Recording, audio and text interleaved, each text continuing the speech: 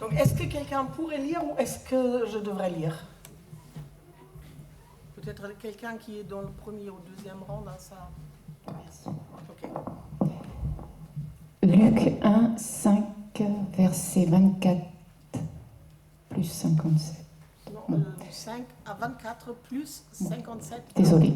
67. Durant le règne d'Hérode sur la Judée, il y avait un prêtre du nom de Zacharie. Sa femme s'appelait Élisabeth. Tous deux étaient justes devant Dieu. Ils suivaient d'une manière irréprochable tous les commandements et toutes les lois du Seigneur. Ils n'avaient pas d'enfants parce qu'Élisabeth était stérile, et ils étaient l'un et l'autre d'un âge avancé. Or, pendant que Zacharie remplissait sa fonction de prêtre devant Dieu, il fut désigné par le sort pour entrer dans le temple du Seigneur et y brûler le parfum. Toute la multitude du peuple était dehors en prière à l'heure de l'offrande du parfum. Alors un ange du Seigneur apparut à Zacharie et se tint debout à droite de l'autel des parfums. Zacharie fut troublé en le voyant et la peur s'empara de lui. Voilà. Cependant, Il y a 4 pages si vous voulez changer, je comprends. Cependant, le peuple attendait Zacharie et s'étonnait qu'il s'attarde si longtemps dans le temple. Quand il sortit, il ne pouvait pas leur parler et ils comprirent qu'il avait eu une vision dans le temple. Il s'exprimait par signes. Non, c'est celui-ci, pardon, j'ai passé apparemment par-dessus une page. Mais l'ange lui dit, « N'aie pas peur, Zacharie, car ta prière a été exaucée. Ta femme Élisabeth te donnera un fils et tu l'appelleras Jean. Il sera pour toi un sujet de joie. Il ne boira ni vin ni boisson alcoolisée, et il sera rempli de l'Esprit Saint dès le ventre de sa mère. Il ramènera beaucoup d'Israélites au Seigneur, leur Dieu. Il marchera devant Dieu avec l'esprit et la puissance d'Élie, afin de préparer pour le Seigneur un peuple bien disposé. » Zacharie dit à l'ange, « Après quoi vais-je me convaincre de cela ? En effet, je suis vieux et ma femme est d'un âge avancé. » L'ange lui répondit, « Je suis Gabriel, je me tiens devant Dieu. J'ai été envoyé pour te parler et pour t'annoncer cette bonne nouvelle. Voici, tu seras muet et tu ne pourras plus parler jusqu'au jour où cela arrivera, parce que tu n'as pas cru à mes paroles qui s'accompliront au moment voulu. » Cependant, le peuple attendait Zacharie et s'étonnait qu'il s'attarde si longtemps dans le temple. Quand il sortit, il ne pouvait pas leur parler, et ils comprirent qu'il avait eu une vision dans le temple. Il s'exprimait par signes et il resta muet. Lorsque ses jours de service furent terminés, il rentra chez lui. Quelque temps après, sa femme Élisabeth fut enceinte. Le moment où Élisabeth devait accoucher arriva et elle mit au monde un fils. Ses voisins et ses parents se réjouirent avec elle. Le 8e jour, ils vinrent pour circoncire l'enfant.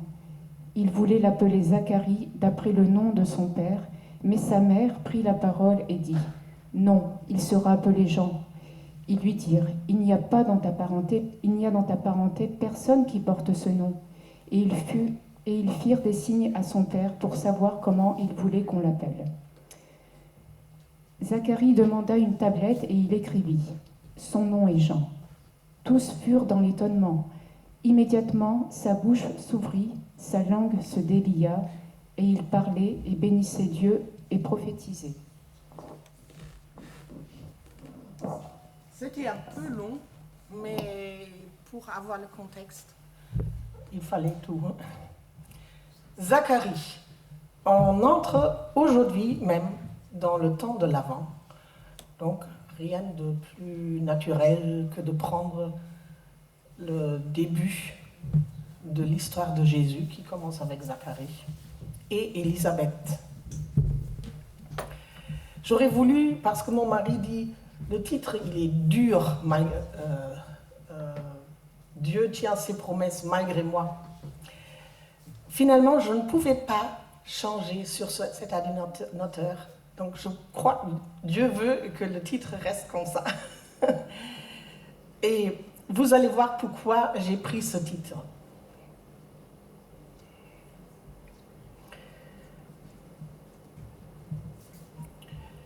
Nous voyons d'abord un petit topo du couple Élisabeth-Zacharie. Tous deux étaient justes devant Dieu. Ils suivaient d'une manière irréprochable tous les commandements et toutes les lois du Seigneur. Waouh! C'est rare d'avoir un topo d'une personne aussi super bien.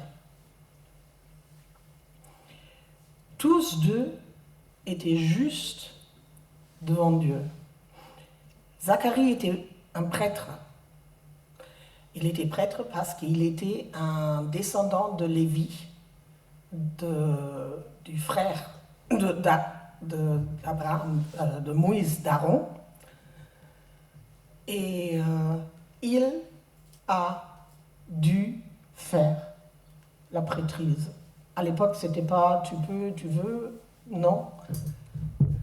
Tous les descendants de Lévi devaient faire la prêtrise et servir à un moment donné au temple. Il connaît parfaitement la Torah, c'est normal pour un théologien, on peut le dire. Et il est, puisqu'il est déjà assez âgé, un serviteur de Dieu expérimenté. Ils sont juste devant Dieu tous les deux. Et sans l'Ancien Testament, ça veut dire ils ont la foi. En Genèse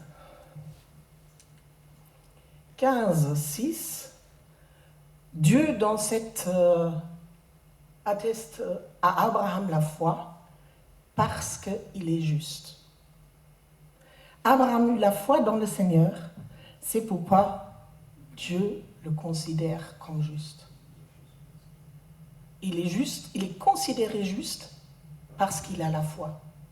Donc si Élisabeth et en extrapolation, Élisabeth et Zacharie sont considérés devant Dieu, donc par Dieu, comme justes, ça veut dire qu'ils avaient vraiment une foi profonde. Mais il y a un mais humain. Ils n'ont pas d'enfants, ce qui, à l'époque, c'était, bon, comme aujourd'hui, hein, c'était une réalité cruelle. Et j'imagine, puisqu'ils croyaient vraiment fortement en Dieu, ils ont prié beaucoup. Mais maintenant, c'est trop tard. Ils ont dépassé l'âge d'avoir des enfants. Et ce n'est plus un thème pour eux. Ça ne peut plus être un thème pour eux. Et j'imagine, ils ont arrêté de prier pour cela. Maintenant, je ne peux plus avoir d'enfants. Qu'est-ce que ça sert à prier pour quelque chose qui ne peut plus se réaliser? Contre ce mais humain, Dieu met son mais divin. Parce que dans la vie de Zacharie et Élisabeth, sur cette affaire de bébé ou d'enfant, le dernier mot n'est pas encore dit. Mais poursuivons avec notre histoire. Zacharie va au travail, c'est son tour. Les prêtres habitaient un peu, et les Lévites habitaient un peu partout en Israël. Et selon un rythme prévu, ils avaient un certain 2 semaines, 1 semaine, 4 semaines, je ne sais pas, de service au temple. Après, ils retournaient chez eux. Donc, il va à Jérusalem et il doit brûler le parfum au temple le soir. C'est peut-être après le travail que les gens se sont tournés vers le temple pour dire « Maintenant, on veut recevoir pour cette nuit la bénédiction du prêtre, parce que chaque soir, il y avait ce geste de brûler le parfum dans le temple, et chaque soir, il y avait la bénédiction du prêtre après ce geste au temple que les gens ne voyaient pas, parce que c'était dans le temple, et les gens restaient dehors, devant le temple. Pour Zacharie, ce travail était probablement quelque chose qu'il avait fait déjà souvent. Il connaît les gestes, il connaît les mots par cœur. Quand on a 50 ou 60 ans, on peut imaginer qu'il avait entre 50 et 60 ans. C'est plutôt la routine. Surtout qu'à l'époque, on n'a pas commencé à 25 ans. Il commençait après la bar mitzvah, c'est 12-13 ans. Il faisait d'abord les travaux un peu bas, et puis après, il reprenait de plus en plus de travail directement dans le temple. Bien que ça soit la routine pour lui, il veut y mettre tout son cœur. Il s'applique complètement, même s'il connaît tout par cœur. Parce qu'il sait, maintenant je suis dans la...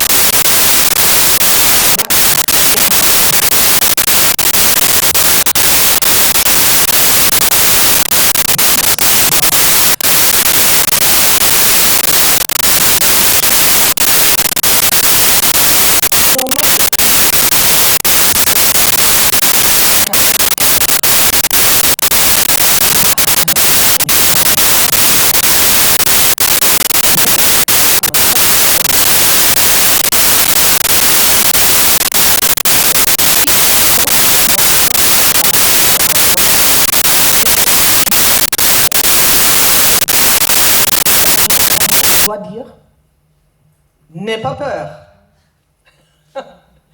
Avant qu'il dise d'autres choses, il dit, n'aie pas peur, tout va bien. Reprends tes esprits, écoute. Parce que sinon, les humains n'écouteraient pas, tellement ils sont effrayés. Par exemple, de Daniel, quand il voit un ange, il tombe par terre comme mort. Donc ça doit être quelque chose de fort, de voir un ange. Et l'ange dit, n'aie pas peur, tout cool. On pourrait se dire, voir un ange, mais tout de suite, mon cœur et mon esprit, mon âme, ouvre mon âme, mon esprit, pour recevoir ce que Dieu va me dire. Et puisque c'est une vision céleste, je serai tout à fait d'accord pour croire tout. Bien. Si je verrai un ange, je ferai tout ce qu'il me dit. Ah, peut-être pas. Peut-être c'est pas aussi clair et normal que nous croyons. Mais Zacharie, lui, écoute d'abord religieusement ce que l'ange lui dit. Il y a encore une fois un mais humain. Ce que cet ange me dit, se dit Zacharie, est incroyable, invraisemblable. Cela ne peut pas être vrai. Les derniers ont changé. Est-ce que Dieu ne se souvient pas ou est-ce que cet ange ne se souvient pas? Je me suis dit Dieu, Elisabeth est vieille, on ne peut plus avoir d'enfant. Le temps est passé, il n'y a plus de possibilité. Et sa réaction à cette annonce est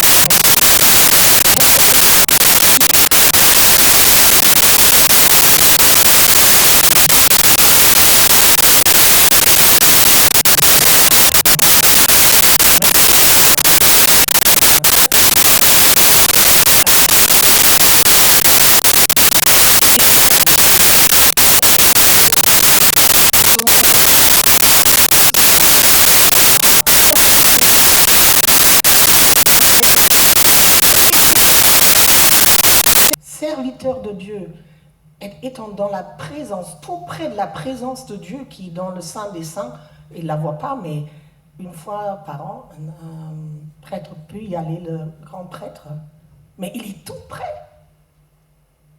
Il connaît probablement une grande partie de l'Ancien Testament, de la Torah, par cœur.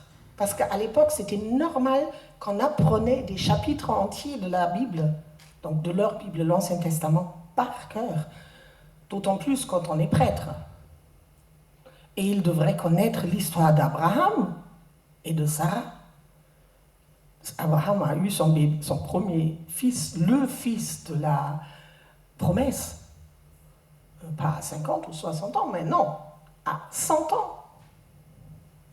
Et pour eux, c'était pas possible non plus, quand ils ont eu leur enfant. Et, en plus, Dieu lui dit qu'il a la foi, qu'il est juste devant ses yeux.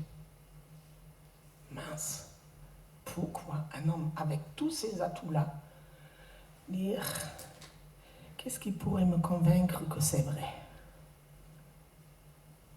Il n'y tout simplement croit pas. Il a des objections. Son âge, celui de sa femme, son savoir biblique est gommé de sa mémoire. Pas d'allusion à Abraham, pas d'allusion à ce que l'ange lui a dit, parce que c'est un passage de Malachie. Voici, je vous enverrai Élie, le prophète, avant que le jour de l'Éternel arrive. Ce jour grand et redoutable, il ramènera les cœurs des pères à leurs enfants et les cœurs des enfants à leurs pères. Et malheureusement, j'ai oublié de mettre « et il préparera le chemin du Seigneur ». Et il connaissait, probablement même par cœur. C'était les dernières paroles d'un prophète avant un silence de 400 ans. Il n'y avait plus de prophétie depuis 400 ans. Et probablement ces paroles, ces mots-là, les derniers mots d'un prophète, il les connaissait. Mais c'était comme gommé. Dans sa tête, il n'y avait que la déception que Dieu n'a pas exaucé leur prière. Cette prière qui était tellement chère à leur cœur, tellement ardente pendant une période et que probablement plus maintenant. Il y a ce regret que cette période soit définitivement révolue. Il n'y a plus rien à faire. Comment pourrais-je me convaincre que ce soit encore et malgré tout possible? Combien de fois, moi, j'ai demandé quelque chose au Seigneur et je n'ai rien reçu. Vous ne pouvez pas savoir combien de fois j'ai demandé que le Seigneur me guérisse. Et j'ai beaucoup de trucs pour lesquels il pourrait me guérir.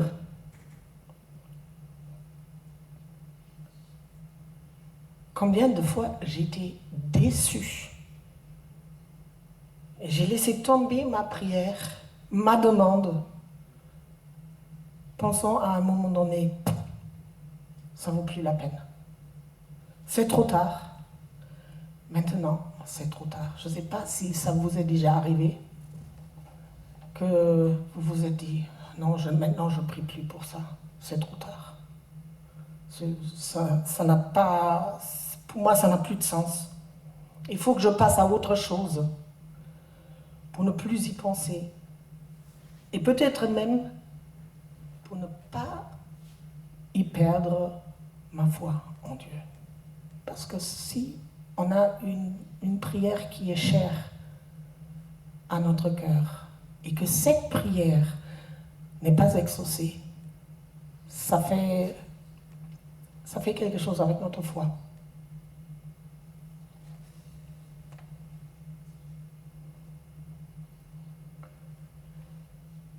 Je ne sais pas combien de fois ça m'est arrivé déjà à moi. Je ne sais pas combien de fois ça vous est déjà arrivé à vous, mais chacun de vous peut peut-être ou probablement dire pour une seule chose, seule chose, dire oui, ça m'est déjà arrivé. J'ai prié et prié et prié et ça n'a pas marché. Il a fallu que j'abandonne pour me tourner vers d'autres choses afin de ne pas perdre ma foi. D'un côté, Jésus dit, dans d'autres références aussi, mais j'ai pris celui-ci, celui qui croit en moi fera les mêmes œuvres que moi. Et tout ce que vous demanderez en mon nom, je le ferai, afin que le Père soit glorifié dans le Fils. Si vous demandez quelque chose en mon nom, je le ferai. Vous connaissez ces questions? Est-ce que ma foi était assez forte? Qu'est-ce que j'ai fait de travers que Dieu ne me réponde pas? Que faut-il que je fasse de plus pour qu'il m'exauce? Malheureusement, la prière n'est pas un automate où on met un certain nombre de prières comme des pièces et en bas on tire et on a la réponse. L'exaucement, c'est pas toujours comme ça. C'est pratiquement jamais comme ça. Donc j'évalue mes chances d'obtenir ce que je demande et quand cela n'arrive pas, je laisse tomber. Je passe à autre chose. Et j'imagine que Zacharie et Élisabeth ont laissé tomber eux aussi, à un moment donné, ou plus tard, quand ce n'était plus possible, humainement plus possible. C'est pourquoi Zacharie dit alors, je ne sais pas si... Non. Si. Après quoi vais-je me convaincre de cela? La réponse de l'ange est très claire. Tu seras muet parce que tu n'as pas cru à mes paroles. Bon, ça ne me fait rien.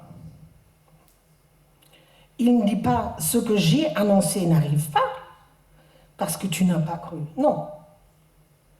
Dieu n'est pas comme ça. Et là, le titre a tout son sens.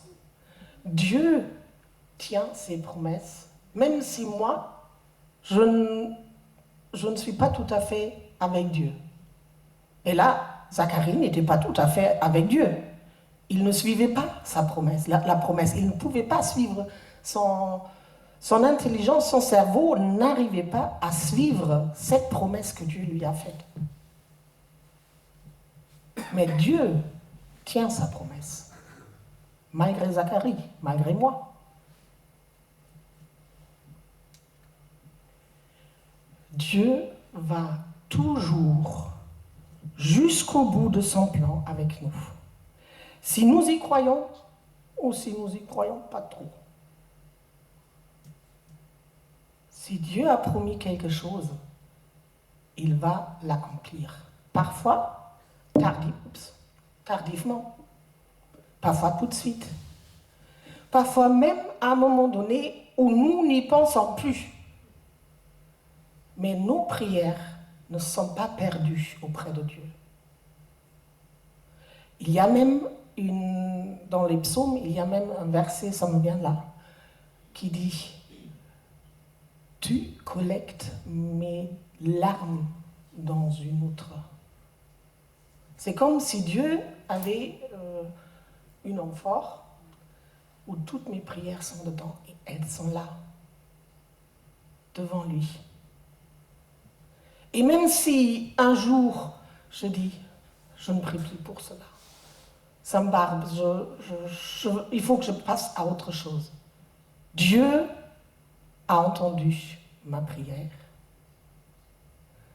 Et même jusqu'ici, il n'y a pas de réponse. Ça ne veut pas dire qu'il n'y pense pas et qu'il n'a pas un plan.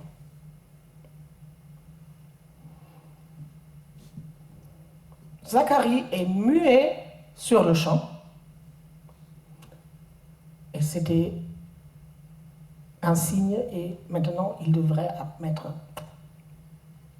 Eh oui, Ce que l'ange dit doit être vrai.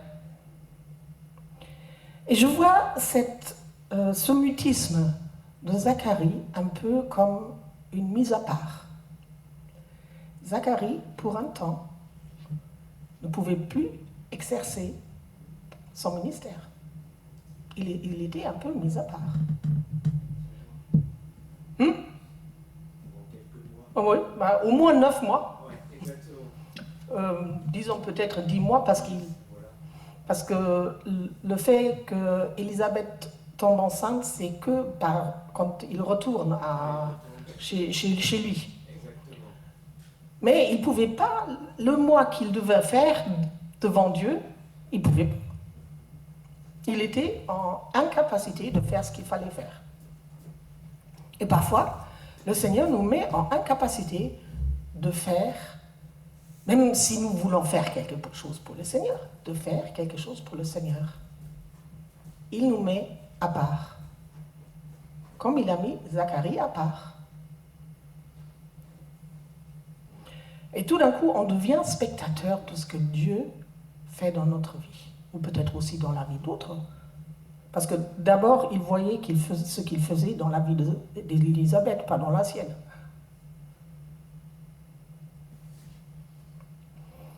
Zacharie sort du temple,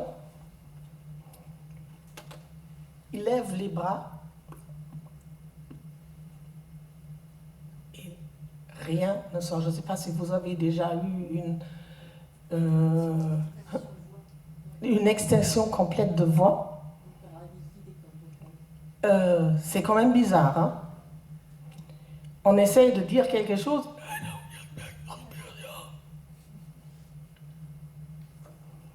La foule, de toute façon, est déjà agitée parce qu'il a pris plus de temps que d'habitude.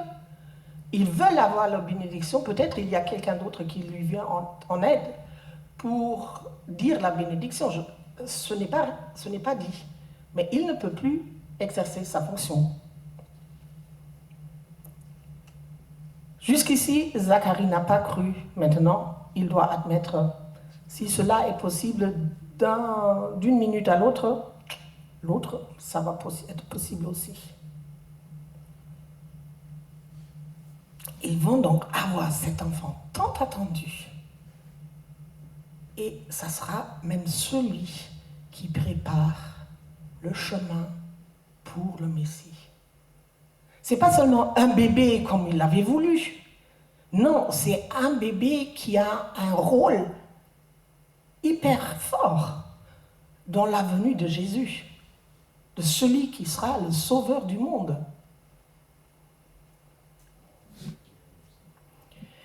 La Bible est très discrète sur Zacharie après sa sortie de temple. On ne sait pas ce qu'il a fait, mais j'imagine qu'il est rentré parce qu'il ne pouvait plus rien faire. Mais dans son cœur, il avait probablement de la joie. Et en plus, le nom de Jean veut dire Dieu fait grâce. Ça a collé exactement pour lui. J'imagine que tout s'est bousculé dans la tête de Zacharie. J'imagine aussi qu'il a hâte de rentrer. Bon, il ne pouvait pas le dire, mais tous les deux apparemment étaient lettrés, donc ils savaient lire et écrire. Donc il a probablement pris un tableau, mais à l'époque c'était des tablettes d'argile qui étaient un peu mouillées et dans lesquelles on pouvait écrire. Il a écrit à Élisabeth, c'est sûr. Et quand on a une bonne nouvelle, une réponse de Dieu attendue depuis longtemps, on voudrait embrasser tout le monde et le dire à tout le monde. Waouh, le Seigneur, après tant et tant d'années, il a répondu. C'était humainement pas possible, mais d'autant plus grande est l'action de Dieu quand c'est plus possible selon nos moyens. Mais quand nos moyens sont finis, les moyens de Dieu ne sont largement pas encore finis. Il se sent presque rajeunir et sa foi est boostée waouh, Dieu, après tant d'années, il n'a pas oublié nos prières. Il a répondu. Je ne sais pas si vous avez eu déjà un tel moment. Oui. Super. Donc vous pouvez suivre, on se sent boosté tout d'un coup, on croit tout possible pour Dieu. À la fin du chapitre, nous retrouvons Zachée, parce qu'entre-temps, c'est une autre histoire qui s'est faite. C'est après la naissance de Jean. On lui demande comment on doit appeler son fils lors du rite de la circoncision. Élisabeth dit Jean, comme Zacharie lui a fait comprendre. Mais il n'y a aucun Jean chez nous là. Pourquoi tu veux que ce soit Jean?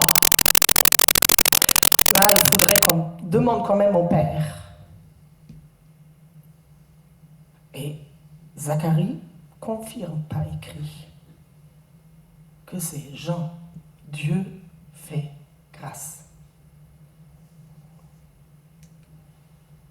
Et immédiatement, sa bouche s'ouvrit, sa langue se délia, il parlait et bénissait Dieu et prophétisait. La première chose qu'il fasse après ce longtemps de ces mois et ces mois de mutisme, il loue Dieu. Il ne peut pas autrement que de louer Dieu. Et chose étonnante, il n'est plus seulement prêtre. Dieu lui a donné un truc de plus. Il devient prophète. Et si vous voulez voir la prophétie qu'il il a proférée, vous prenez tout simplement les derniers versets du chapitre 1 en Luc. Je n'ai pas tout mis dedans parce que c'est encore une fois, je ne sais pas, 13 ou 15 versets.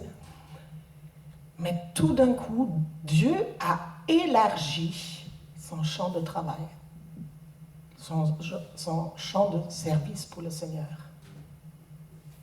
Il n'est plus seulement prêtre, il est prophète, Dieu a élargi.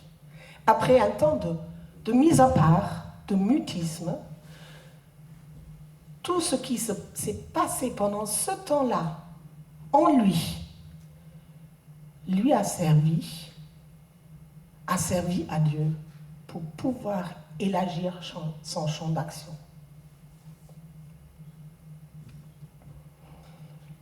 La prophétie, c'est la louange ou le chant de Zacharie. Je ne sais pas si c'est indiqué, mais c'est vraiment beau, il faut le lire.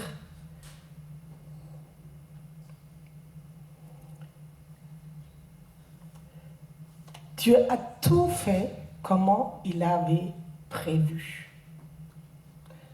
Il y a encore un mets divin. Jean prépare un plus grand mets divin. Jean est celui qui commence la mise en œuvre d'une promesse millénaire, celle du Messie, du Sauveur du monde, déjà promis dès le premier péché. Vous vous souvenez? Je mettrai l'hostilité entre toi et la femme, entre ta descendance et sa descendance, et celle-ci t'écrasera la tête. Dieu parle à Satan, et tu lui blesseras le talon.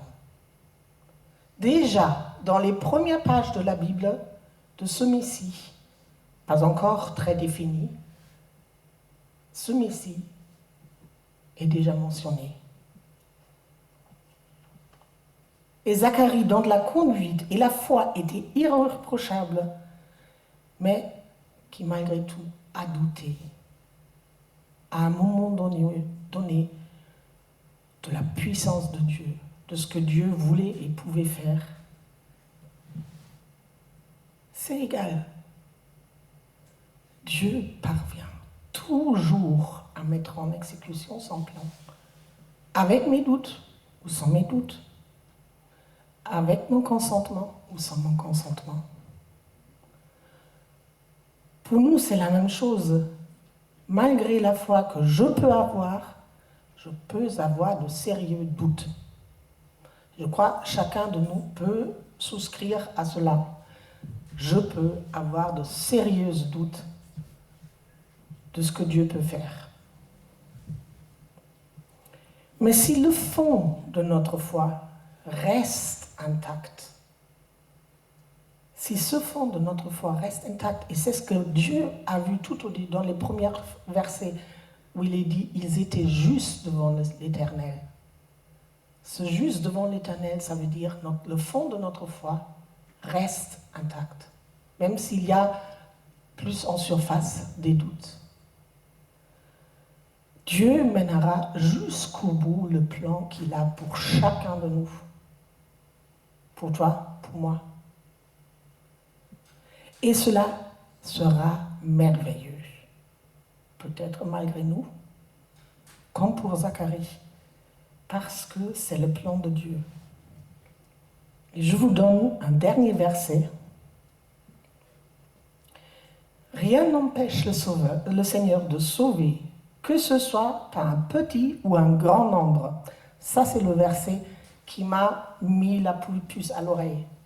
Et c'est Jonathan qui le dit à son porteur d'armes, et à deux, ils vont vaincre toute une armée. Mais je paraphrase cette phrase.